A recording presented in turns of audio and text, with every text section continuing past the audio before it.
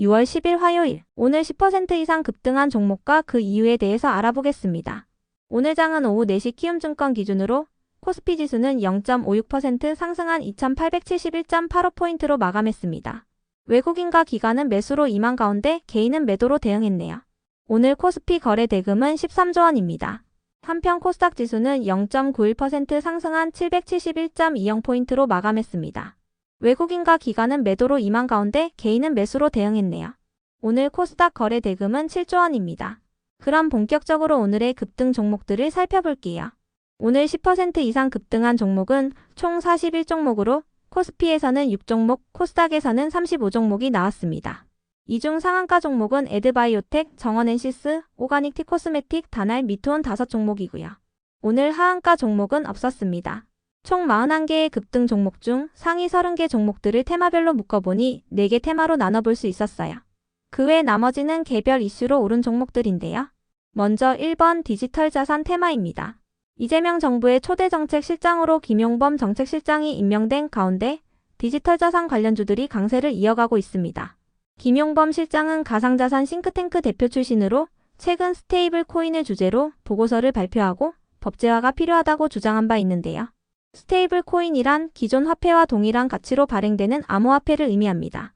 비트코인은 변동성이 너무 크기 때문에 거래수단으로 사용되기 힘들다는 단점이 있었는데요. 스테이블 코인은 화폐와 동일한 가치로 발행하기 때문에 변동성이 적고 비교적 안정적인 가치를 갖는다는 특징이 있어요. NH투자증권은 어제 결제산업 업종의 주가가 크게 반등했다며 스테이블 코인 발행 가능성에 대한 기대감과 함께 지역화폐 예산 확대와 토큰 증권 시장의 개화 기대감이 주요 요인이라고 설명했는데요. 기대감이 실적으로 증명되기까지는 시간이 걸리겠지만 당분간은 이슈로 인한 변동성이 예상된다고 설명했습니다. 한편 최근 스테이블 코인 USDC의 발행사인 서클이 미국 증시에 상장한 가운데 강세를 보이고 있는데요. 서클이 발행하는 USDC는 세계에서 두 번째로 큰 스테이블 코인으로 시장 점유율은 27%라고 알려졌어요. USDC는 일부 게임머니와도 교환이 가능한데요. 이 같은 소식에 미투온이 상한가에 들어가는 등 게임 기업들 일부가 상승세를 보였습니다. 참고로 가상화폐 관련주들의 경우 비트코인 가격이 11만 달러 선을 회복한 부분도 영향을 주었으니 참고해주세요. 미중 간의 무역 재협상 기대감이 부각되면서 비트코인 가격이 상승세를 보인 것으로 해석되고 있습니다. 다음은 이번 방산 테마입니다. 이번 달 말에 폴란드양 K2 전차 2차 수출 계약이 체결될 것으로 전망되고 있습니다. 폴란드와의 2차 계약은 작년부터 계속 지연되었지만 현대로템은 최근 폴란드의 2차 계약 지연 요인이 해소됐고 하반기 매출 공백은 발생하지 않을 것이라고 강조한 바 있는데요.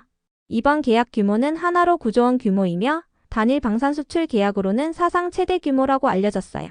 계약 대상인 K2 전차 180대 중에 117대는 현대로템이 공급하고 나머지는 폴란드의 국영 방산업체가 생산할 계획이라고 전해졌습니다.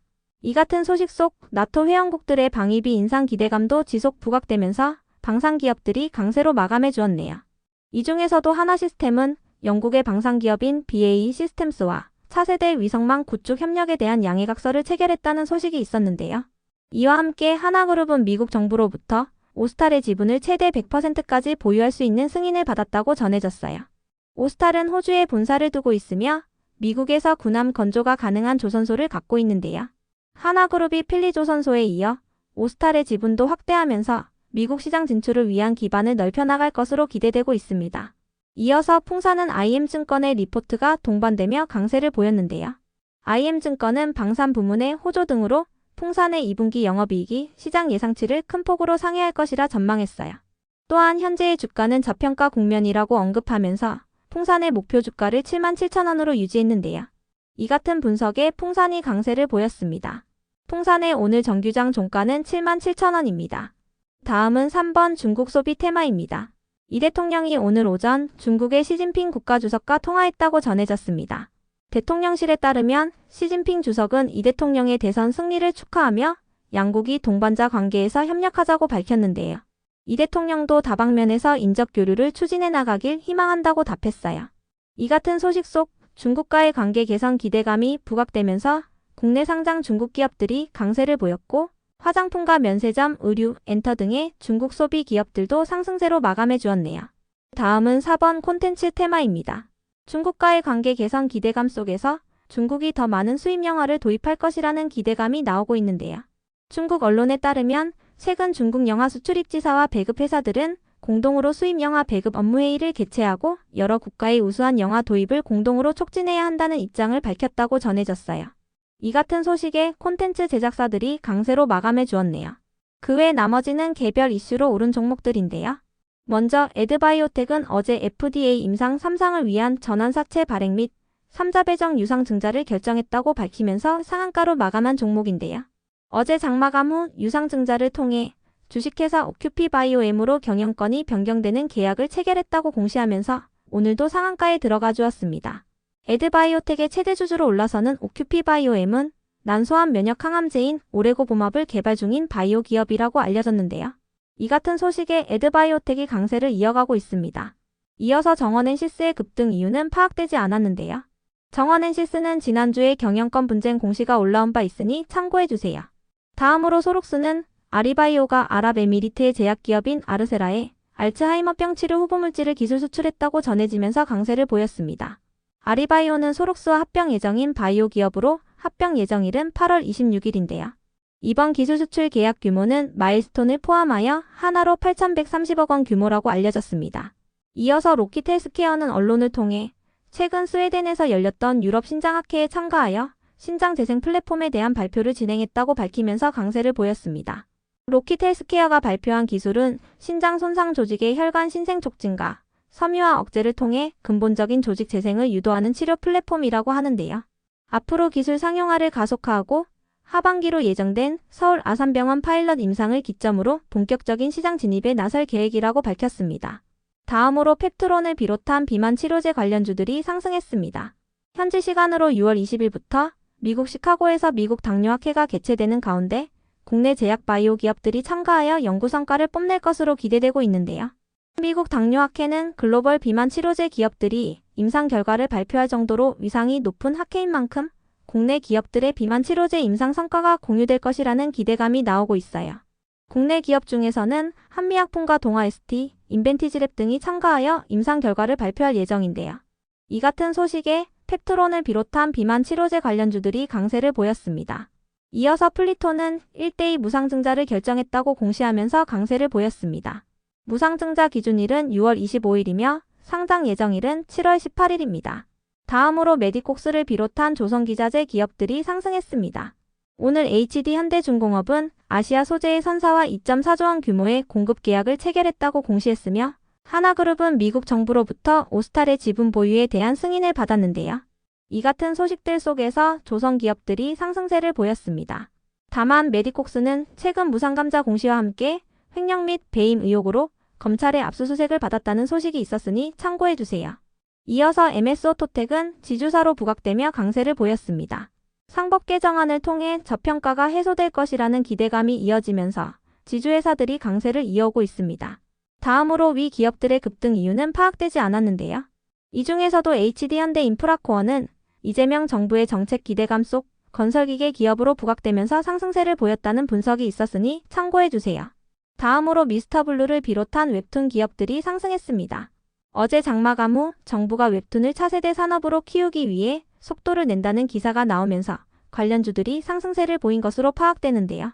지난달 문체부는 애니메이션 산업진흥 기본계획을 통해 2029년까지 1,500억 원 규모의 특화 펀드를 구성하겠다는 방안을 밝힌 바 있으며 인공지능 기반의 제작 지원도 확대할 계획이라고 전해졌습니다. 또한 이 대통령은 대선 과정에서 K 콘텐츠 산업에 대한 지원을 언급했던 만큼 웹툰 기업들이 정책 수혜를 입을 것이라는 기대감이 이어지고 있습니다. 이어서 GI이노베이션의 급등 이유는 파악되지 않았는데요. GI이노베이션은 최근 임원 및 주요 주주들의 소유 주식수가 증가되었다는 전자공시들이 올라온 바 있으니 참고해주세요. 다음으로 지니틱스는 경영권 분쟁 기대감을 입으며 강세를 보였습니다. 지니틱스는 지난주 경영권 분쟁 소송 공시가 올라온 바 있습니다. 이어서 링크솔루션은 신규 상장 첫날 강세를 보였습니다. 링크솔루션은 3D 프린터를 제조하고 이를 활용한 출력 서비스 사업을 하고 있는데요. 이러한 기술력을 기반으로 국방과학연구소와 현대차, 삼양, 아모레퍼시픽 등의 국내외 기업과 기술 협력을 진행 중이라고 알려졌습니다. 특히 최근 방산혁신 신기술투자조합 1호로부터 투자를 유치한 바 있으며 해당 조합에는 LI지넥스원 등이 참여했다고 알려졌는데요. 그런 링크솔루션은 장중 최고 63%까지 상승했으며 종가는 공모가 대비 14% 상승한 가격으로 마감해 주었네요. 다음으로 위세아이텍은 이 대통령의 AI 정책 기대감을 입으며 강세를 보였습니다. 이 대통령은 AI 분야에 100조 원을 투입하겠다고 공약한 만큼 AI 업종의 성장 기대감이 이어지고 있습니다. 그럼 오늘의 거래량과 거래대금 상위 종목들을 시장별로 살펴보고 마칠게요. 대체거래소 도입으로 인해 3시 30분까지의 데이터와 다소 차이가 있을 수 있습니다. 먼저 코스피 시장에서 거래량 상위를 기록한 종목을 살펴보겠습니다. 1위가 동양철관, 2위는 HD현대인프라코어, 3위는 일신석재, 4위는 두산에너빌리티, 5위는 삼성전자, 6위는 하나시스템, 7위는 Y2솔루션, 8위는 삼성중공업, 9위는 한국전력, 10위는 카카오입니다. 이 중 10% 이상 상승한 종목은 HD현대인프라코어, 하나시스템입니다. HD현대인프라코어는 건설기계 기업이며 하나시스템은 방산 관련주이자 개별 이슈가 있었습니다. 한편 코스닥 시장에서 거래량 상위를 기록한 종목은 1위가 이스트아시아홀딩스, 2위는 미스터블루, 3위는 오둠지팜, 4위는 다날, 5위는 메디콕스, 6위는 CXI, 7위는 이신바이오, 8위는 흥성그룹, 9위는 우리기술투자, 10위는 한송네오텍입니다.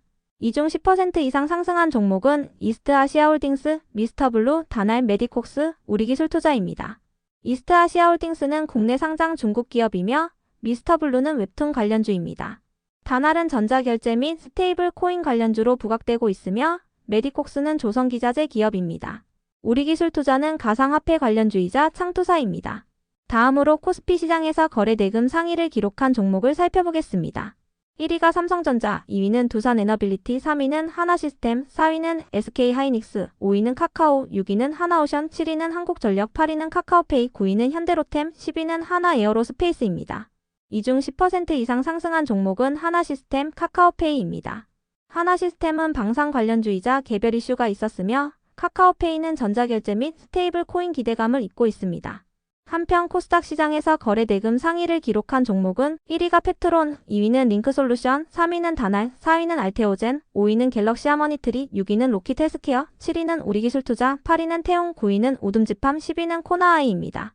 이 중 10% 이상 상승한 종목은 펩트론, 링크솔루션, 다날, 로킷헬스케어, 우리기술투자입니다. 펩트론은 비만 치료제 관련주이며 링크솔루션은 신규 상장주입니다.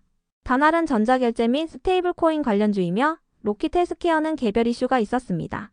우리기술투자는 가상화폐 관련주이자 창투사입니다.